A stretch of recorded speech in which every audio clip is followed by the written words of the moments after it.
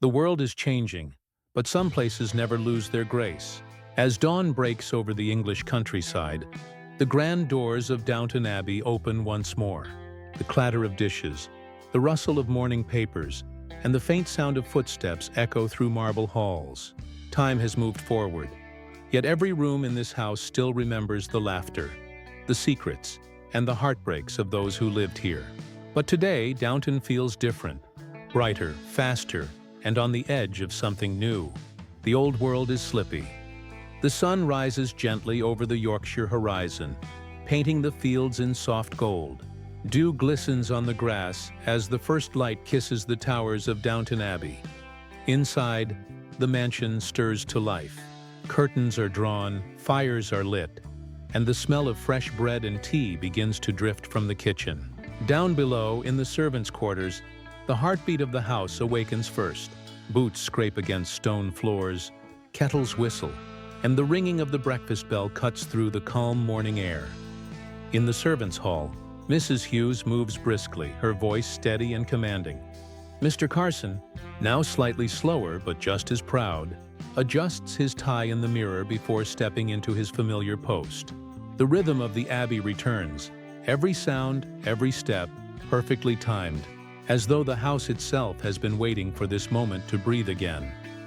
Above stairs, Lady Mary stands at her window watching the dawn unfold. She sees the estate stretching endlessly into the mist, the workers already moving in the fields. Her face carries a quiet strength. She knows this day is not just another morning. The world outside is changing fast. New machines, new ideas, and new ways of life are pressing at the edges of this old home. And she, more than anyone, understands that Downton must change with it, or risk being left behind. The camera glides through the corridors of the great house, past portraits of ancestors, past the ticking grandfather clock, past rooms that whisper stories of love, loss, and legacy. The Abbey is more than just stone and wood. It's a living memory, holding generations together in silence. As the breakfast gong sounds, the Crawley family gathers. Lord Grantham sits with the calm authority of a man who's seen both fortune and fragility. Beside him, Cora's gentle smile masks her quiet worry. Edith's laughter carries softly across the room, while the Dowager Countess, Lady Violet, offers a sharp remark that draws polite laughter from everyone. It's a new morning, but beneath the warmth and tradition, there's a feeling in the air. Something shifting, something uncertain. The camera lingers on Lady Mary's face one last time before cutting to the Abbey's grand exterior once more. Downton Abbey stands tall, its walls soaked in sunlight and secrets, and as the orchestra swells, the narrator's voice returns, Joey, and a new era is about to begin. The day has begun, but the heart of Downton carries more than just the rhythm of routine. It carries memories, the kind that live quietly in every corner, in the worn edges of the staircase, and in the gentle creak of the library door. The house remembers the laughter of weddings, the tears of farewells, and the silence of loss. Each echo reminds us that time has not been kind to all. But Downton endures, proud, fragile, and full of stories that refuse to fade. As Lady Mary walks through the corridors, the camera follows her footsteps, gliding past portraits that seem to watch her every move. She pauses before one, her late father's. His eyes, painted with wisdom and dignity, seem to ask her the question she already fears. Can you protect what I built? The world outside no longer bows to tradition. The engines of progress roar louder every day.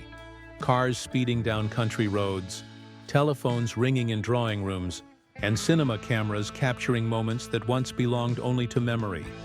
Downstairs, the servants whisper of change too. Daisy, bright-eyed and curious, reads a newspaper headline about Hollywood and the future of film. She laughs at the idea that a motion picture could be made in a house like theirs, not knowing how soon that idea will come knocking. Mr. Molesley, always a dreamer, wonders aloud if the world will one day forget about the old ways of service. His words hang in the air, half in hope, half in fear. Lady Edith, now an editor, sits at her desk surrounded by typewritten pages. Her Her pen moves quickly, but her thoughts are far away, torn between her life in London and her ties to Downton. Progress gives her wings, yet she still feels chained to the soil that raised her. For every Crawley, the new world offers both promise and threat. Meanwhile, in the village beyond the gates, smoke rises from new factories. The hum of machines replaces the song of the countryside. The locals speak of opportunity, but also of uncertainty. For them, Downton is not just a house, it's a symbol of how things used to be. And as change creeps closer, even the grandest walls cannot keep it out. The camera pans to the Abbey's clock tower. Its hands move steadily, ticking toward something unseen. The narrator's voice returns, quiet yet filled with gravity. Time has always been Downton's greatest friend, and its fiercest enemy. The question is no longer who will inherit its halls, but who will carry its spirit forward. A breeze rustles through the open windows. Curtains flutter, sunlight spills across the marble floors, and the music swells. Soft, haunting, beautiful. For the first time, Downton feels both eternal and temporary. The new age has arrived, and the Abbey must learn to breathe in it. The morning calm breaks with the distant sound of an engine. Not the gentle trot of horses, but the sharp hum of a motor car cutting through the quiet estate roads. Dust rises, birds scatter, and the familiar silence of Downton trembles for just a moment. At the grand entrance, a gleaming automobile rolls to a stop, its brass fittings glinting in the sunlight. A chauffeur opens the door, and out steps a visitor dressed not in old-world elegance, but in the crisp confidence of the new age. Lady Mary watches from the window, her expression unreadable. Change has arrived at her doorstep, fast, loud, and uninvited, yet somehow inevitable. She descends the stairs with grace that only a Crawley could carry, her footsteps echoing through the marble hall like a quiet acceptance of what's to come.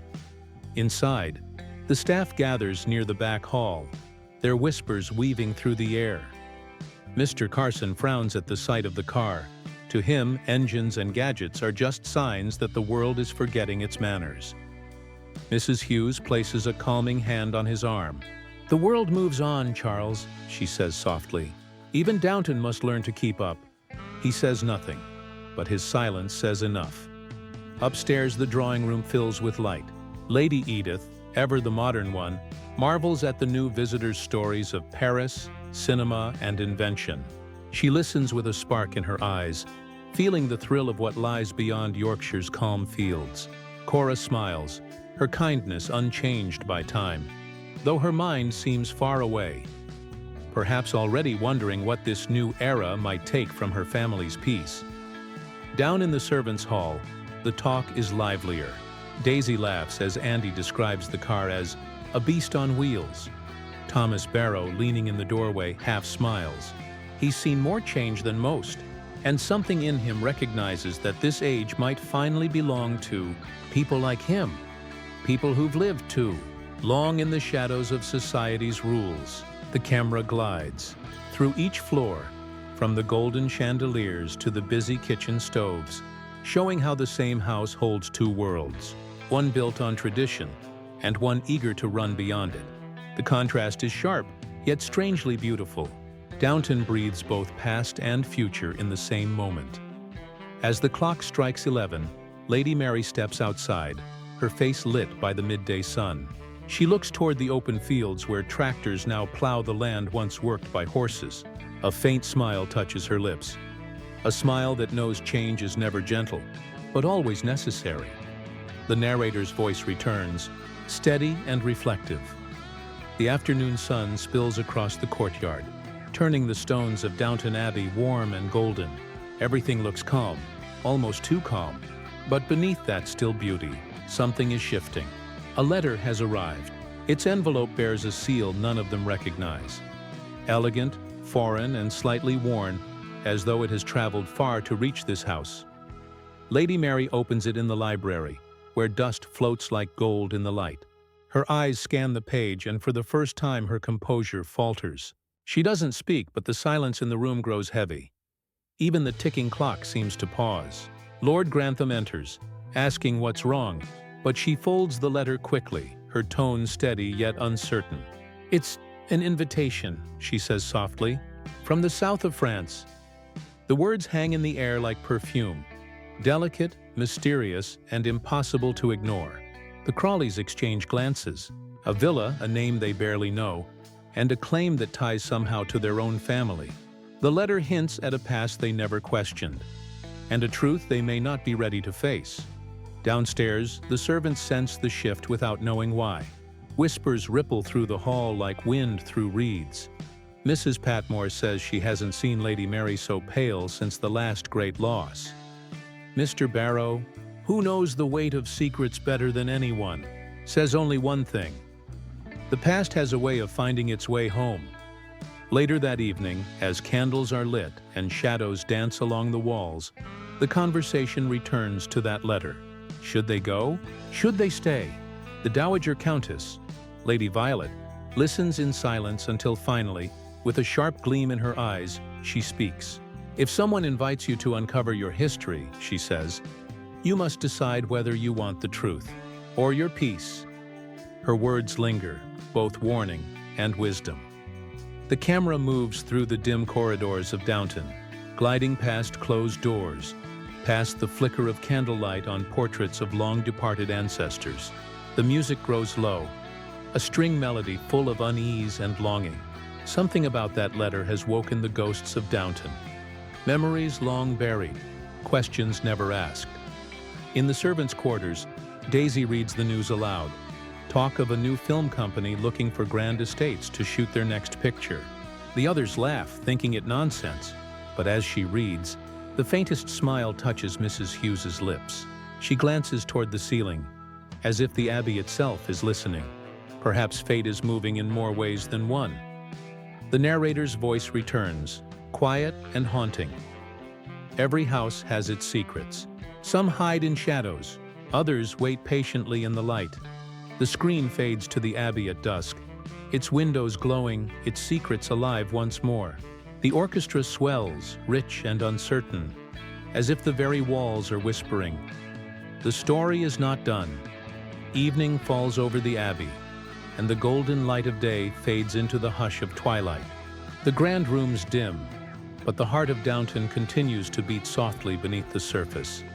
In laughter shared, in quiet gestures, in the invisible thread that ties every soul together. In the servants' hall, the long wooden table glows under the warm light of oil lamps. The clinking of spoons, the low hum of chatter. It feels like a family supper, though no one would ever dare call it that aloud. Daisy teases Andy about his stubborn way of polishing boots, while Mrs. Patmore scolds them both with a fond sigh. The camera lingers on their faces. Ordinary people carrying extraordinary stories. They are the unseen hands that hold Downton steady when the world above begins to shake. Upstairs, the Crawleys dine in quiet grace.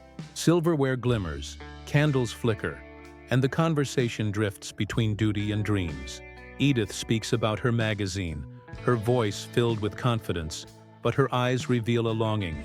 For more time, for more peace.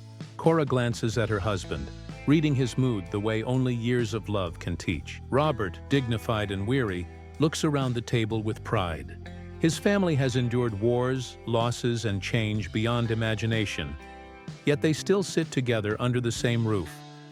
Lady Mary, poised and strong, listens more than she speaks. She knows her role, the guardian of Downton's future, but there's a quiet ache behind her composure. A weight she never allows anyone to see. Her world demands grace under pressure, but her heart still carries the cost of every decision she's made. At the far end of the table, Lady Violet watches them all. Her eyes, bright with mischief and memory, take in every unspoken truth. She knows time is not on her side, but she wears her age like a crown. Every quip, every smile, every pause. It's her way of reminding them that love, not tradition, is the true foundation of this house. The scene shifts to the servants again, laughter rising from the kitchen as they share stories. Carson, now retired but visiting, sits quietly near the fire. His gaze drifts toward the ceiling, as though he can see the family he once served sitting above. For a brief moment, the boundaries between upstairs and downstairs blur. Two worlds, one heartbeat. The narrator's voice returns, soft but resolute. What holds Downton together is not its walls or its wealth. It's the people. The ones who serve, the ones who lead, the ones who love, and the ones who remember. The music swells, a gentle piano theme, full of warmth and nostalgia. The camera floats through the Abbey one last time that night, past the kitchen fires, past the quiet library, past the portraits that seem to smile in the flickering candlelight. The screen fades to darkness, and for a heartbeat, all is still. Then the faint sound of a train whistle cuts through the silence, distant but clear. The next chapter is calling. Morning breaks again, but this time it feels different. The air hums with movement, trunks being closed, wheels rolling over gravel, and voices calling from one corridor to another. Downton Abbey, usually calm and certain, now buzzes with the gentle chaos of departure. Change is no longer waiting at the door. It's climbing into the carriage. Lady Mary stands in the courtyard dressed in traveling attire, her hat tilted just so. Behind her, servants carry luggage with practiced precision, though their faces betray emotion. Mrs. Hughes offers a faint smile. Even she cannot hide her pride, or her worry. "You'll take a bit of Downton with you wherever you go," she murmurs. Mary nods, though she knows the truth. She's not just taking Downton with her, she's carrying its future. Inside, Lord Grantham takes one last look at the drawing room. His eyes wander across the portraits, the polished silver, the countless memories that built his life. He runs a hand across the back of a chair, a simple gesture, heavy with meaning. He knows what it means to leave, even if only for a while. To him, Downton has always been more than a home. It's a promise, a responsibility, a living thing that must be nurtured or lost. Downstairs, the servants gather at the window to watch. Daisy and Andy stand side by side, whispering guesses about where their employers are headed. "France," says Molesley, his voice filled with wonder. "Imagine that! The Crawleys in France!" Mrs. Patmore huffs, pretending not to care, but her eyes glisten as she wipes her hands on her apron. Even those who stay behind feel the weight of the moment. Outside, car engines roar to life, a sound that once felt foreign but now marks the rhythm of progress. Lady Edith arrives last, her pen tucked into her notebook, ready to turn even this farewell into a story worth telling. Lady Violet appears too, regal as ever, her cane tapping softly on the cobblestones. She looks up at the Abbey's tall windows, and a faint smile touches her lips. "How lucky we are," she whispers, "to live in a place worth missing." The family gathers by the cars. There are hugs, laughter, and the quiet ache of unspoken goodbyes. The music swells, a blend of strings and piano, tender and brave. The camera pans wide, capturing the vast beauty of the Abbey bathed in soft morning light. Then, one by one, the cars roll down the driveway. Gravel crunches under the tires, and the great gates open. The servants wave, their figures growing smaller in the distance. The camera lingers on the Abbey as it stands alone once again. Proud, timeless, eternal. The narrator's voice returns, calm and hopeful. Every journey begins with a farewell, and every farewell carries a promise that the heart of home will wait, quietly, until you return. As the cars vanish beyond the trees, the wind sweeps across the fields, carrying with it the spirit of adventure. The screen fades to white, the end of one chapter and the silent beginning of another. The road stretches far into the countryside, bathed in gold by the rising sun. The Crawleys' cars glide over it, their wheels spinning toward a world none of them have seen. A world faster, louder, and full of promise. The Abbey stands behind them, its windows catching the morning light like eyes watching over its family. Inside those walls, the echoes of laughter still linger. The scent of polished wood and fresh flowers fills the empty halls. A clock ticks softly, steady as ever, reminding us that time moves forward, whether we're ready or not. A soft piano melody rises. The camera glides over the estate one last time. The gardens, the courtyard, the grand staircase, until it rests on a single open window. A breeze flows through the curtains, carrying whispers of the past. Love, loss, loyalty, and the courage to begin again. Then the narrator's voice returns, slow and steady, filled with warmth and reverence. Change is not the end of Downton Abbey, it is its continuation. The faces may age, the walls may fade, but the spirit, the grace, the love, the hope will live on. Always. Quick flashes follow. Lady Mary looking out a train window, Edith smiling at a letter, Carson lighting a final lamp, Violet's eyes glimmering with quiet wisdom. Each shot flickers like a memory. Brief, beautiful, eternal. The orchestra swells, powerful and full, and just as the music reaches its height, the screen fades to black. In gold letters, the title appears, Downton Abbey, A New Era. Because every ending is a beginning,